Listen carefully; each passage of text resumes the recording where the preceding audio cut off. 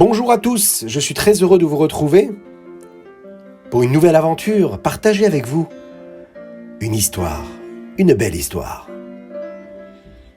Il y a de cela très longtemps, de nombreuses années, lorsque les Romains régnaient sur Eretz Israël, et bien sûr, ils n'étaient pas si gentils avec les Juifs. Ils les soupçonnaient de vouloir se révolter contre l'empereur romain. Et bien sûr, souvent, il est persécuté avec méchanceté. La vie du peuple juif était très difficile à cette époque. Il y avait un ministre romain qui avait une belle place, importante, qui lui vivait dans la ville de Césarée. Lui représentait l'empereur dans le pays. Et donc on le considérait presque aussi important que l'empereur lui-même. Il avait un magnifique palais. Devant ce palais, des soldats qui le gardaient. Ils étaient responsables de sa sécurité et bien sûr, ils faisaient bien attention à tout ce qu'il se passait dans la ville et parfois, et même souvent, ils espionnaient les habitants pour être bien sûrs que personne ne voulait lui faire du mal. Bien sûr, comme vous l'imaginez, il ne permettait à aucun juif étranger de passer la nuit dans la ville. Ils étaient persuadés que lorsqu'un juif d'une autre ville venait dans cette ville-là, c'était pour comploter contre l'empereur, comploter contre ce ministre. Mais voilà que, une fois, un juif originaire d'une autre ville arriva à Césarée. Il était passé par là pour son travail, pour son commerce. Et il n'a pas réussi à terminer ce qu'il avait à faire pour son travail. Et voilà que la nuit est tombée. Alors, ce qu'il fit, c'est tout simple, c'est qu'il alla chez son ami qui habitait cette ville-là, de Césarée, et il lui demanda « Est-ce que je peux dormir chez toi ce soir ?» Bien sûr, son ami lui a dit « Tu sais, c'est risqué, hein. Mais en même temps, je ne peux pas te laisser comme ça. » Et lui dit « Mais je ne pourrai même pas sortir de la ville ce soir, car si je marche dans la rue et que j'essaye de sortir de la ville, les Romains vont me voir et puis ils risquent de me faire du mal. » Alors son ami ne savait pas quoi faire, il hésitait. D'un côté, il savait qu'il avait une vie en danger, cet ami-là. Et il savait aussi que les soldats partaient parfois dans les maisons, allaient vérifier que personne ne s'y trouve. Et la sentence pourrait être très grave.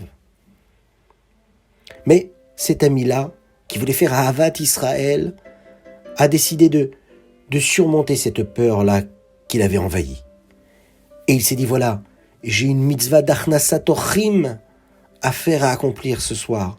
Je vais donc le faire même en prenant le risque. Et comme vous pouvez l'imaginer, cette même nuit, les soldats ont frappé à la porte. Oui, qui est-ce ? Eh oui, c'était les soldats romains. Ils sont entrés dans la maison, ils ont découvert l'invité, ils l'ont bien sûr emprisonné, et ils lui ont posé des questions. Mais qu'est-ce que tu es venu faire dans notre ville ? Pourquoi est-ce que tu es venu à Césarée ? Est-ce que c'est pour faire du mal au ministre qui, lui, représente l'empereur romain ? Bien sûr, le juif a eu très très peur.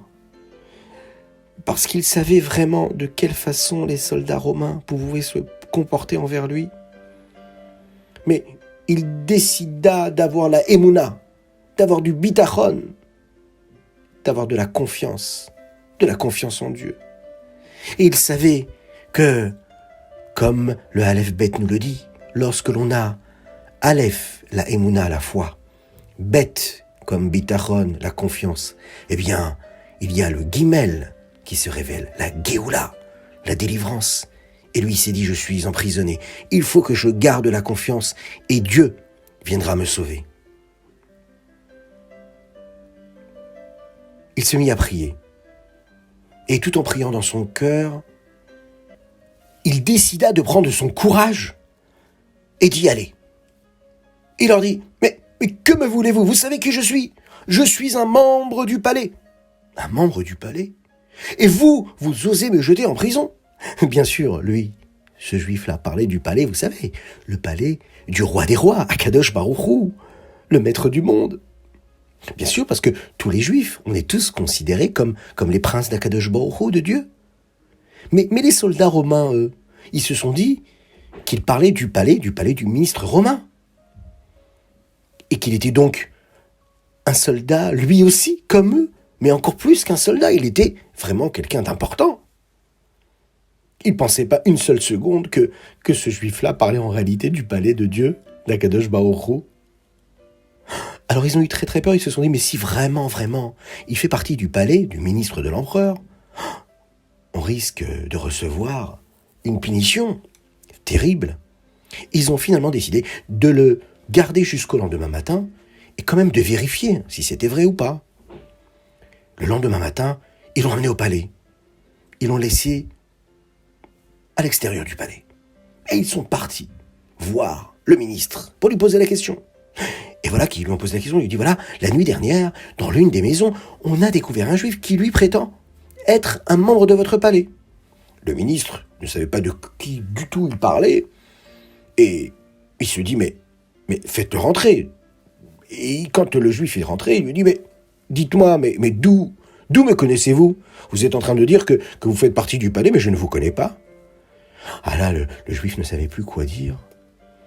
Et bien sûr, il remarqua qu'il se trouvait devant quelqu'un d'important, mais il ne savait même pas qui était devant lui. Alors, il a tout simplement répondu, non, je ne vous connais pas du tout, vous. Mais bon, moi, vous savez, je suis un homme très important et je fais partie du palais. Alors, les soldats lui ont dit, ainsi que le ministre, mais alors comment est-ce que vous avez affirmé que vous étiez un des membres de mon palais? À ce moment-là, le juif comprit tout de suite qu'en fait, il était devant ce ministre. Alors, il décida de ne rien lui cacher. Et là, il implora sa miséricorde. Il lui dit, je vous en prie, soyez gentil avec moi. Je sais que je ne suis pas un des habitants de votre palais, mais j'avais confiance en vous. J'étais certain que vous allez me traiter avec pitié, miséricorde et justice. Et si c'est pas ainsi que je m'étais comporté, bien sûr que les soldats, eux, m'auraient battu, et puis ça aurait été très compliqué pour moi de passer cette nuit-là, et la seule chose que je veux, c'est rentrer chez moi, en bonne santé. Je n'ai pas pu quitter cette ville comme il fallait. Le ministre se tourna vers les soldats et leur dit, cet homme a compté sur moi pour que je le protège. Je ne peux pas le décevoir.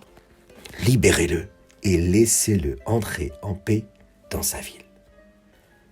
Et c'est comme ça qu'avec la émouna, la foi, avec la confiance que cet homme a eu en Akadosh Baruch Hu, en Dieu, et l'aplomb qu'il a eu, la force et la conviction, c'est ce qui lui a permis d'être sauvé. Sauvé par les mains de ce ministre romain, mais surtout par la confiance en Dieu qu'il a eue. Et il le savait dans son cœur, c'est cette confiance qui l'avait sauvé. Alors voilà, lorsque l'on a la foi, lorsque l'on a confiance en Dieu, eh bien, on mérite la Géoula. Alors, c'est une magnifique histoire qu'on a racontée là. Et ce soir, c'est très particulier. J'aimerais la dédicacer à un enfant qui s'appelle Chaim Yona Eidelman. Aujourd'hui, lui, il fête ses 5 ans. On lui souhaite donc un très très grand Mazal Tov, que tu puisses vivre une année pleine de beauté, de bonté, de grâce. Qu'Akadosh Baruch Hu te bénisse et qu'il te protège, que tu sois un enfant qui a la crainte de Dieu, qui étudie la Torah, qui accomplit les mitzvot, qui soit toujours heureux, qui amène beaucoup de simcha à ton papa et à ta maman ainsi qu'à toute ta famille. Et que tu sois bien sûr une source de bénédiction pour tout le Ham Israël, pour tout le peuple juif, qui nous emmène la Géoula, la véritable délivrance avec Mashiach. Et que l'on se retrouve tous ensemble à Yerushalayim pour chanter, danser et vivre la Torah dans la joie.